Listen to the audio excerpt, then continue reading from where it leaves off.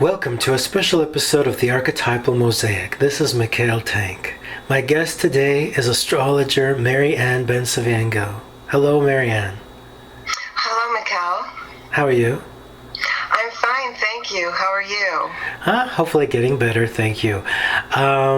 So today's show is called Protecting Oneself from the Full Moon. And the purpose of this show is really about the fact that, yes, the moon is a beautiful, beautiful thing. And we're going to talk about the positives and the negatives. It's just that in our culture, in the books that I have read upon researching this topic, everybody always uses the moon as a positive, something to work with.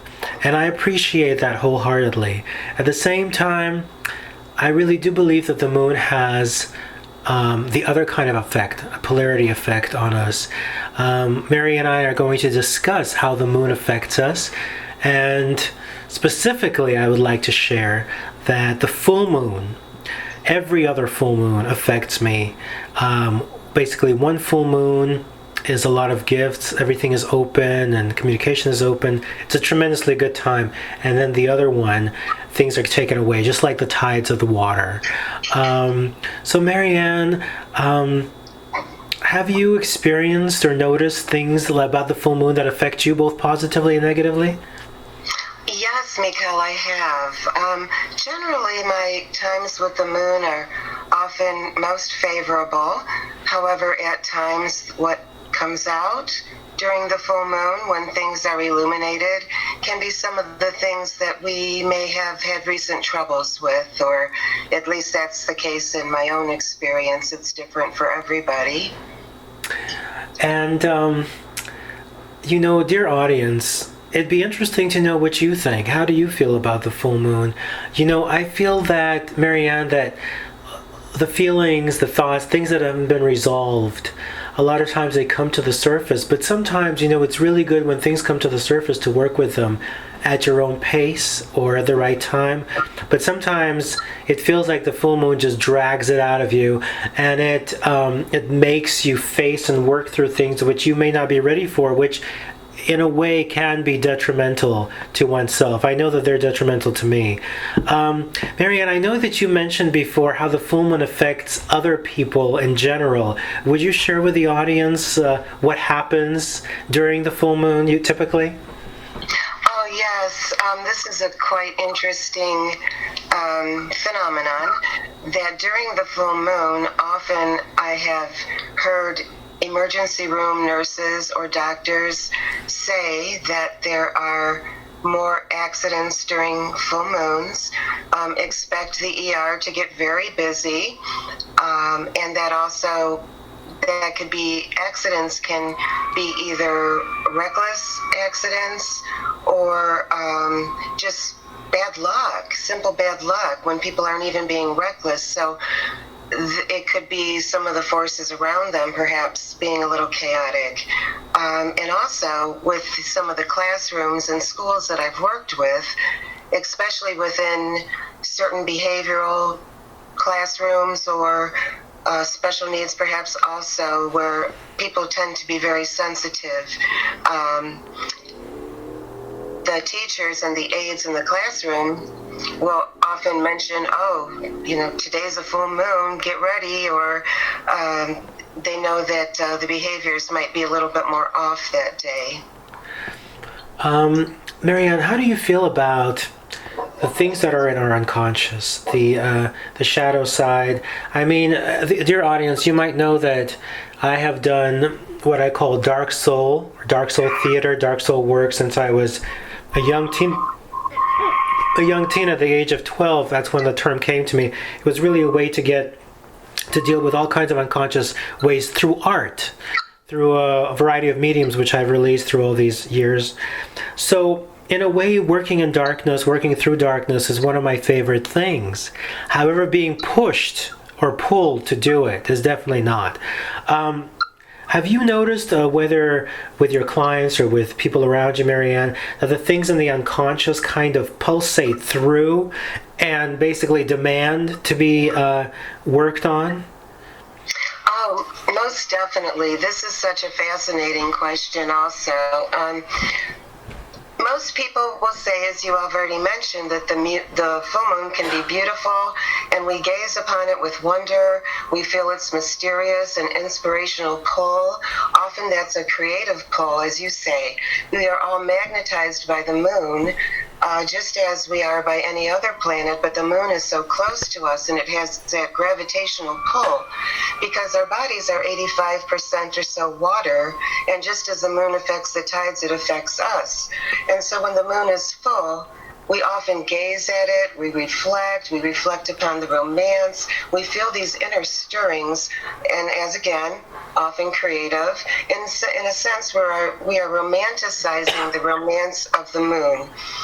And throughout time, just as you're saying with your own creativity, so many songs, poems, and tales have been made about the moon, and people in ancient times celebrated the full moon with song, dance, ritual, and being creative and trying to align themselves with that creativity, to channel it and use it. Sometimes just for the joy of self-expression, and sometimes for some people that becomes excellent in their profession in the arts. That's just such a wonderful question. And the full moon, of course, is as the full aspect. There are the three phases of the moon: the maiden, the mother, and the crone. And the maiden is the new moon, and then it waxes until the full moon, which is the mother aspect, and then it goes on into the waning moon, which leads back to the dark moon aspect, or the crone. So we have the three phases, you could say, of women, or the emotional side, or feminine in life. We have the maiden, the mother, and the crone. But what a lot of people don't think about when they think about the moon is that the mother can be either a very good mother or the terrible mother. So sometimes the nurturing aspect of the mother is just not really there, unless perhaps to show a lesson, but becomes the terrible mother. And that is what I suppose, when you're asking what do we need to do to work with that dark part. Darkness isn't always evil, of course, and you and I both have talked about that so much. But in this aspect, what do we do to work with that dark part of the moon? Because even when the moon is full and we're being illuminated by it, the other side of the moon is dark, and there's still always to us the dark side of the moon. Tell me, for the audience, before we talk about stones, a couple of ways to deal with this, and also the good full moons, at least for me. Tell the audience a little bit about, what are the best things to do during a new moon and a full moon? When is it a good time to let go, and when is it a good time to start something new? Well, definitely during the new moon is considered the best time to do something new. And even if you go back to the Farmer's Almanac, you can follow the old farmers' ideas about planting during a new moon and cultivating during a waning moon, with the harvesting and weeding out things during the waning moon, which is the time between full to dark moon. So the newness is again the new moon, and then we would be doing things to try to appreciate and align with the fullness and the fullness of expression during the full moon, and all the way up to that, it can build to that during the waxing moon. Now, I have written down the patterns of how the exact days that are effective. And what I've learned from my patterns is that 14 days before and 3 days after is when the effect takes place, whether it's the positive or the negative.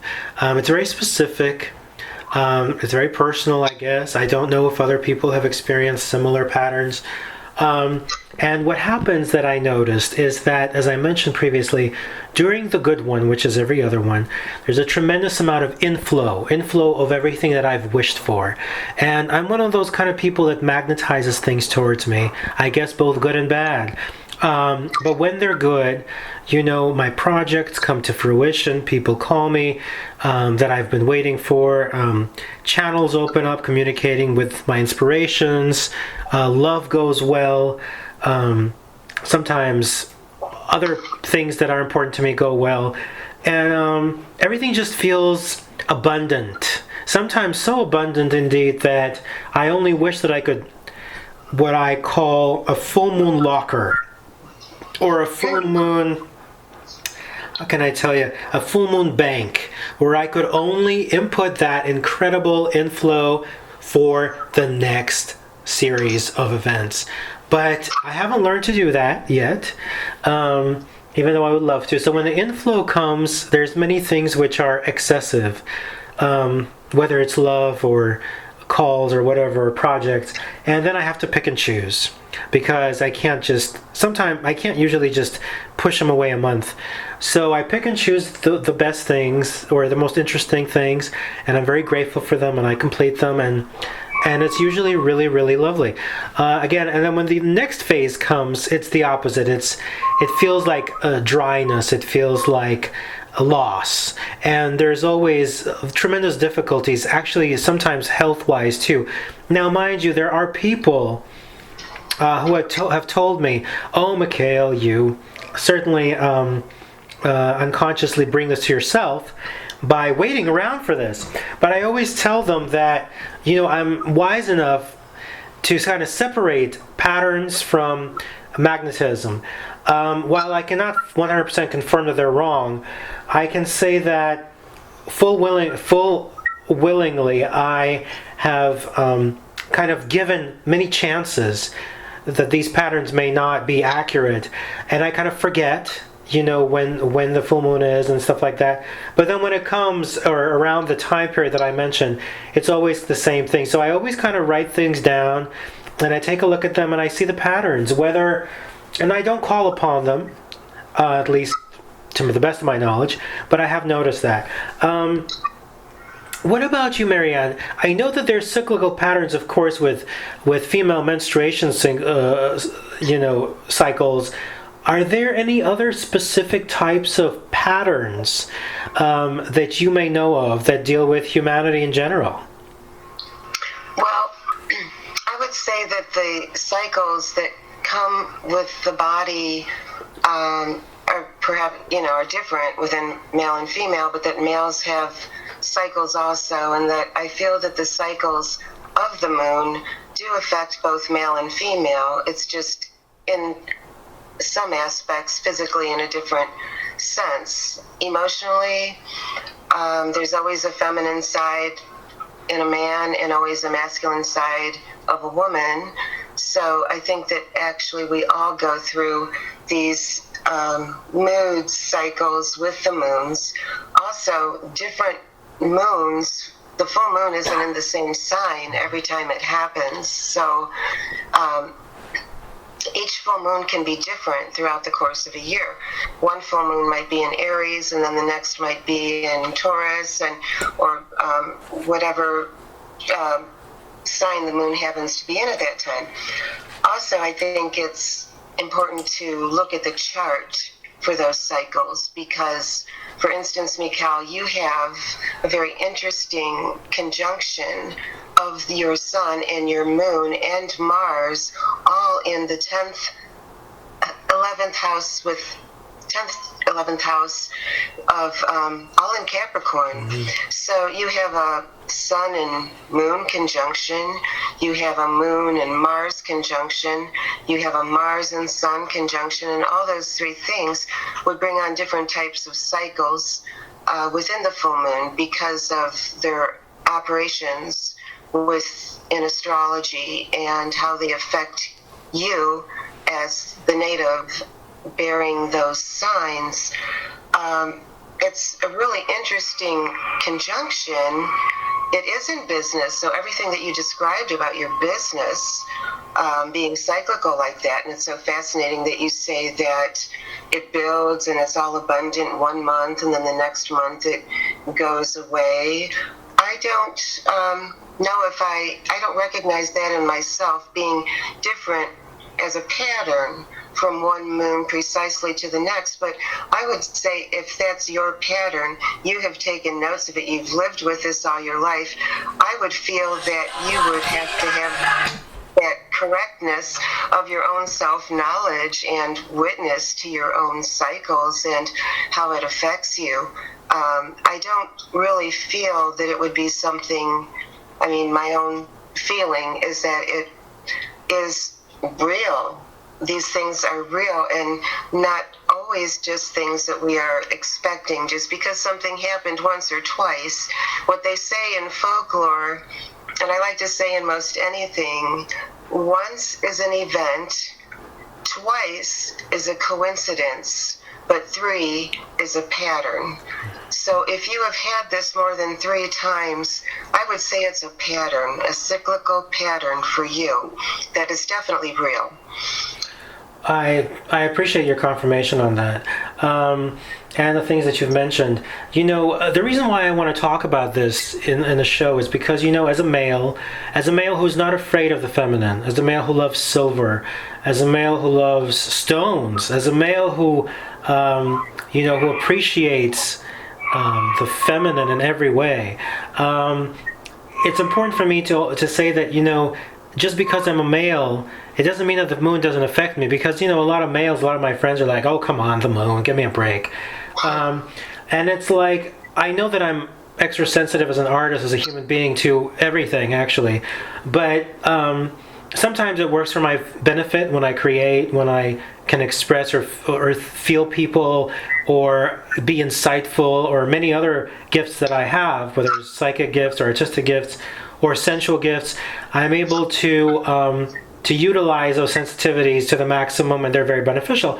However, when I'm going through a difficult time, the same sensitivities become a burden, and it's difficult to be me. It's difficult to be a sensitive person. Sometimes I wish that I was, more numb, like so many of my friends.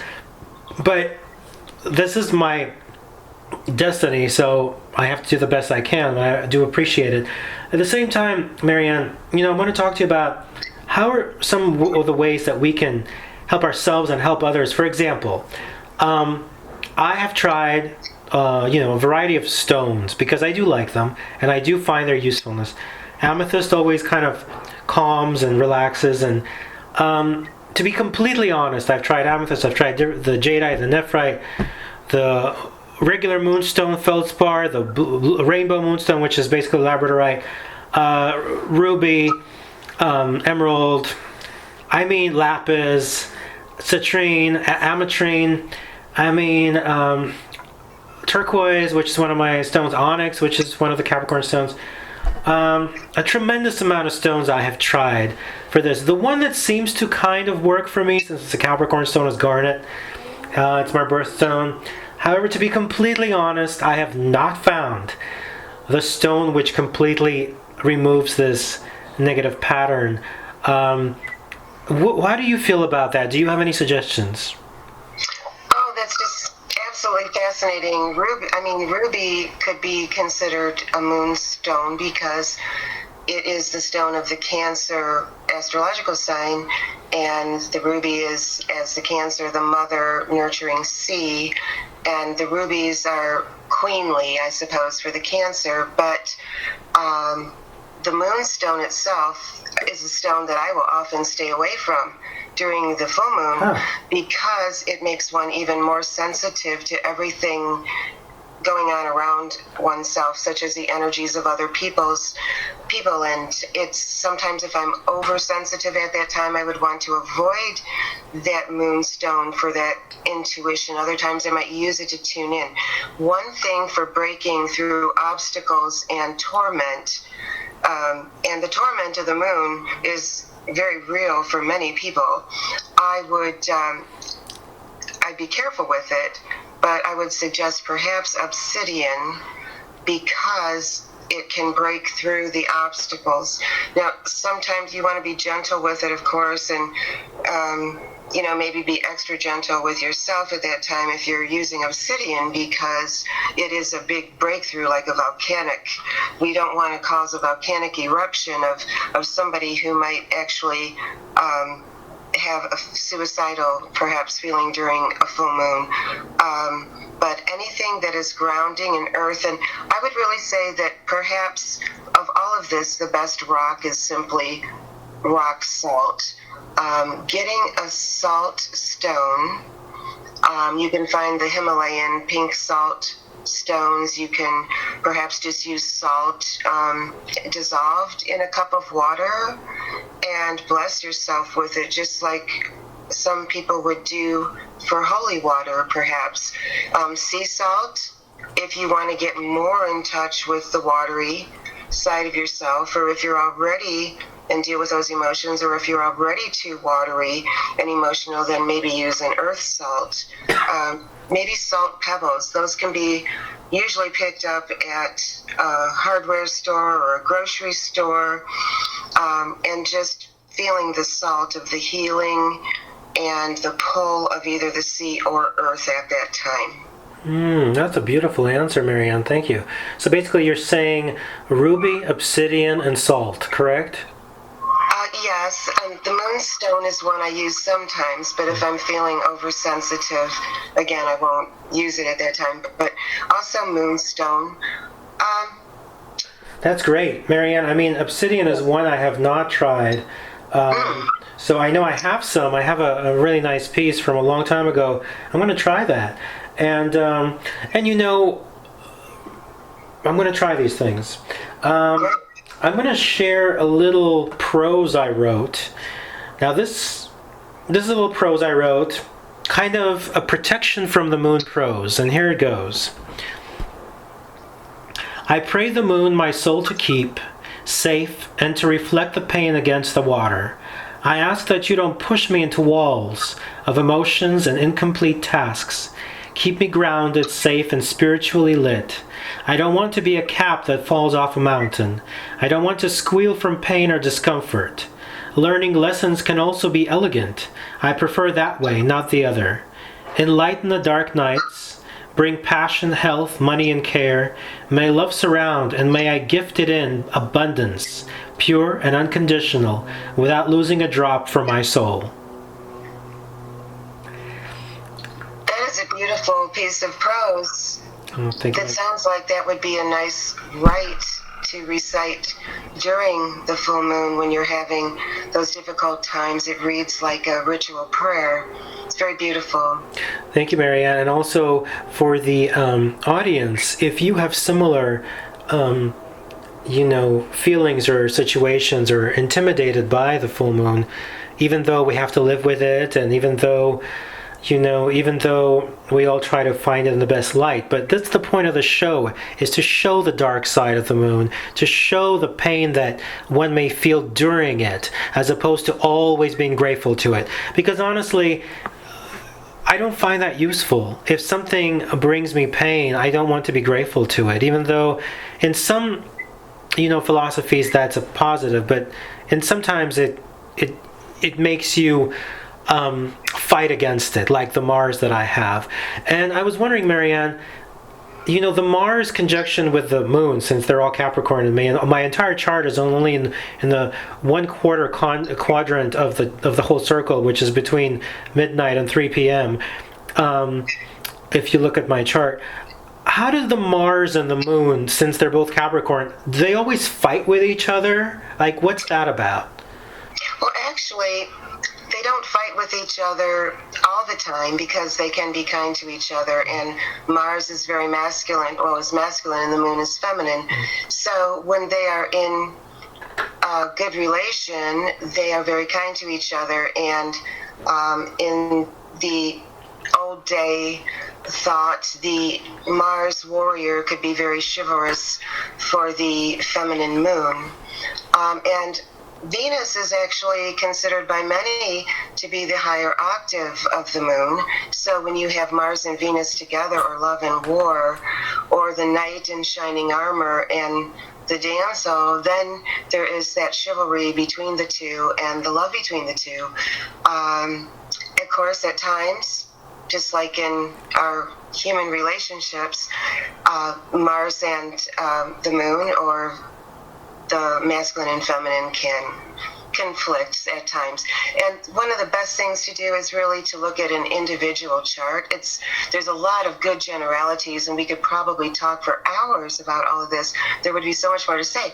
But for individuals, there's always one's personal natal chart to look at and see where their conjunctions come in and what aspects are there, because there are also aspects that conflict, such as the squares and, there's trines, which are very beneficial between planets, and then there's squares that are oppositional or conflicting, and then we have, of course, the conjunctions where everything's working together. The good thing about a conjunction where you have the Mars and the Moon together is that they are conjunct, and it does seem to imply a certain amount of working together. There can be challenges with that. In your 10th house, it's perfect for your profession. And also because you have the sun and moon, the moon reflects the light of the sun, and the sun is our essence. The sun is our individuality. The moon is reflecting off at the nighttime, which I like to refer to as more of a diffused type of light, sort of a softer light at times. So, I mean, during the full moon, of course, it's most illuminated. But so in that sense, when we have the sun and the moon, what you see is in the same sign, such as yourself. What you see is what you get. So the inner and outer are very much the same. What could be afflicting you during these moons at these times is that, as we all have the tides of the tides coming in, the tides going out, we receive, and then we have to sacrifice and give a little. And with you, it seems to come every other month. But when the moon and the sun are in the same sign, what I see perhaps going on is that not so much that they're conflicting, they're working so much together that you already know the inner. So I would say, oh my gosh, he already knows his inner self so well. It's already being expressed all the time into his consciousness, and he's carrying that inner around all the time. So what is it during that full moon that's pulling at him, that is pulling at your soul, that it so wants to still know when you already have the inner so exposed? So I would look at your chart, and I would look possibly to Venus, to the higher octave of the moon, and seeing where your Venus is, which I happen to know I already Scorpio, did. It's in Scorpio. So then we would look perhaps at those scorpionic types of things and qualities that might be calling to your soul. We would look at what house those things are in, and what trines, squares, conjunctions might be there, so to speak. There's just so many ways in which to look at this, and so many different angles. So I would definitely suggest to most people that want the specifics, I mean, we could talk for hours about all these generalities, to get a natal chart, perhaps. Good idea. And also then work with stones and some herbs, which incenses. I'm not talking about ingesting any herbs. But as for herbs or incenses, I mean, I would suggest, if you're having a problem expressing the solar aspect during the full moon, I would say burn sage. And perhaps, these are herbs that are safe to ingest, would be sage, a dish that has sage in it, or basil, for instance. They're both ruled by the sun and could add more solar into that lunar lunacy of the hard time of the full moon. And then say that you need to deal more with the emotions and balance those out. Maybe the emotions are there, but somehow you want to attempt working with those energies of the moon, then I would say maybe try some incense like lotus. Lotus is good for the moon because it's a water flower. and vervain is good with earth and moon to balance, earth, moon, and balance, to bring people's feet kind of back down to earth during the full moon. Well, thank you for saying that to the audience. First of all, please check your allergies. If you're allergic to any of those things, don't, act accordingly. Don't have them near you or whatever you need to do. Check with your doctor before even, there could be a basil allergy, there could be a sage allergy. So check with your doctor before you use any of those things. At the same time, in order to get a personalized chart, Mary Ann, in my opinion, does great work. And how can people contact you? Yes, people could contact me on my Facebook page under Bencivengo Astrology. It's spelled a little differently than my actual name, but I put an A at the end instead of the O. And also, I have a email address at, you could email me at this is a tough one, Bencivengo@gmail.com. Now, can you spell both versions of the website and the email, Bencivengo and Bencivenga, so people understand? Sure. Bencivengo on Facebook, I should say it's Bencivengo Astrology, but I'm Mary Ann Bencivengo. Let me do my real name first. I'm so used to doing this all my life. It's B as in boy, E as in Edward, N as in Nancy, C as in cat, I as in Ivy, V as in Victoria, E as in Edward, N as in Nancy, and G-O as in go. And then for Bencivengo Astrology, I simply add an A at the end of Bencivengo instead of an O, so it's Bencivenga. Instead of go, it's G-A instead of G-O. Great. All in all, what would be your closing comments about this thing about protecting oneself from the full moon? I think it's just wonderful to be mindful and of the practice of how the moon and these things of old can still affect us today, because so many of us are so disconnected from the forces of nature and the nature within ourselves that the moon brings about an enchanting light to it. And not only just for the entertainment of the enchantment, but to really align oneself with those natural energies, I think is a wondrous thing that perhaps our society lacks today, and that perhaps more people actually do need to figure out ways to work with the nature in ourselves and in the cosmos. Thank you, Mary Ann. And my statement is that, today, if you listen to many of my shows, you'll see in most of them I'm strong, I'm focused, etc. In this one, I would say I'm vulnerable. And I don't feel bad about that. I'm glad that as a male, I'm able to share my vulnerabilities, that I'm able to share the fact that the full moon really does affect me, whether people think that, I expect it to or not, or whatever they say. This is just me knowing myself. The truth of the matter is I don't know how to deal with it completely. I don't know how to make it all great. That's why we're having this show. If anybody does have additional suggestions, I welcome them by visiting my website, which is mikhailtank.com or sirtank.com, or going to my social media, which is @mikhailtank. Please share your thoughts and opinions, suggestions, because I do value them. And we thank you, both of us, Mary Ann and I, for enjoying this episode. And I hope that you listen to all the other shows and visit Mary Ann's pages so that you can get a chart made. Blessings and thank you. Thank you and blessings. Thanks for having me.